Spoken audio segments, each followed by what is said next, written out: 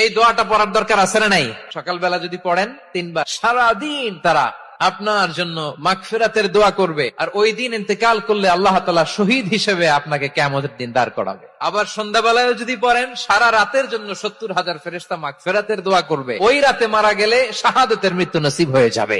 সকাল সন্ধ্যার যে জিকির, এই জিকিরের অন্তর্ভুক্ত করে নেবেন এই ওয়াজিফাটা। ওয়াল্লাহুল্লাযী লা ইলাহা ইল্লাহু আলিমুল গায়বি ওয়াশ শাহাদাতি হুয়ার রাহমানুর রহিম।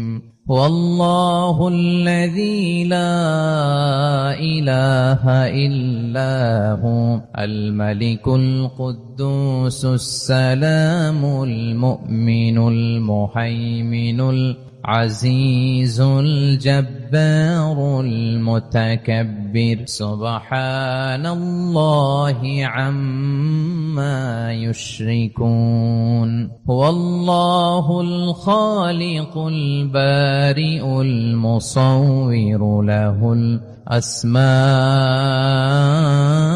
الحسنى يسبح له ما في السماوات والأرض وهو العزيز الحكيم